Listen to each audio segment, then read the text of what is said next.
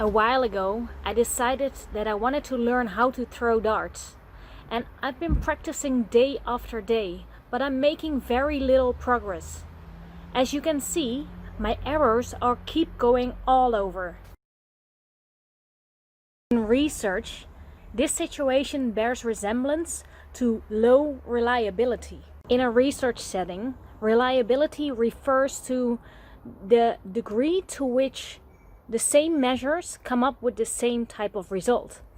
And you can also call it repeatability or consistency. If we take a look at 3 examples in research, we can look at the test-retest reliability. So meaning that if you would take the same test 2 weeks later again, to what extent do your results then agree with each other? We can look at inter-rater reliability. This means that if you conduct the same test but by 2 different people, to what extent do their results agree with each other? And finally, we can take a look at internal consistency, meaning that if you want to assess someone's mood with 3 different questions, to what extent do the results of those 3 different questions correlate or agree to each other? Now, let's take a look at a simple example. If you want to find out how satisfied your customers are with the experience in the hotel, you send out a survey with 3 different questions that are designed to measure their overall satisfaction. The choices for each questions are strongly agree, agree, neutral, disagree, and strongly disagree. If the survey has a good internal consistency, meaning that a good internal reliability, the respondents should have answered the question each the same way. So they all should have been responded with agree, or they all should have been responded with strongly disagree. If different answers are given, this is a sign that your questions are actually poorly worded and that they're not reliably measuring customer satisfaction.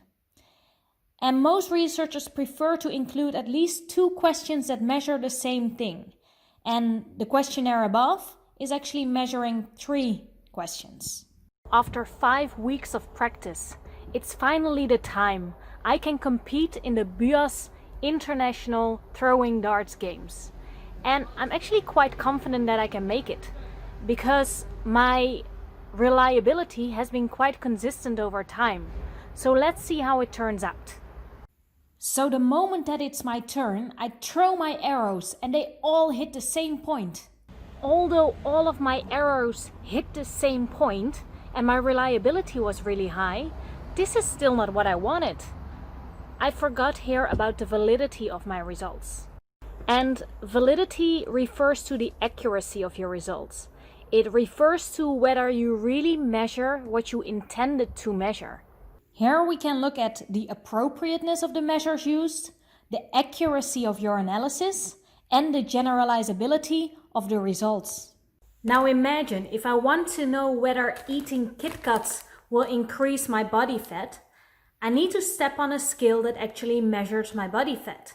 If I would step on a scale and each time I step on this scale it gives the same amount of weight, the reliability of this scale is high because the repeatability of my results each time that I step on the scale or the cat steps on the scale, it gives the same result.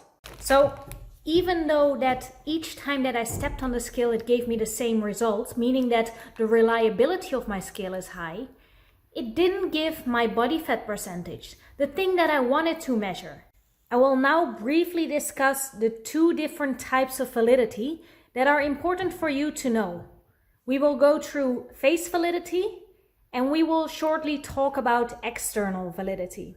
First of all, face validity is the extent to which you measure your skill is subjectively viewed as covering the concepts that you purport to measure. Meaning that if you want to measure customer satisfaction, do other people have the feeling that by looking at your questions that you have designed, that you really measure customer satisfaction and not, for example, staff satisfaction?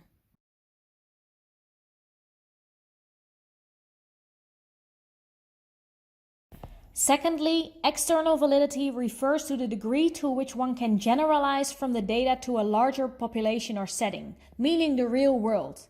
So if you take a sample from your wider population, your sample needs to be representative enough to draw conclusions about your whole population.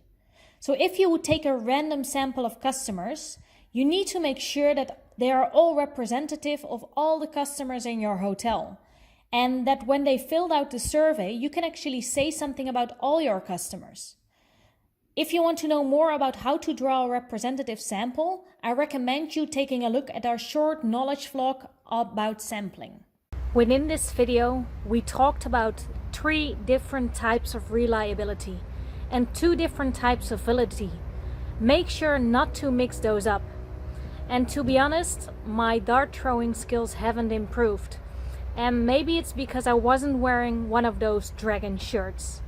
Stay tuned for our next knowledge vlog.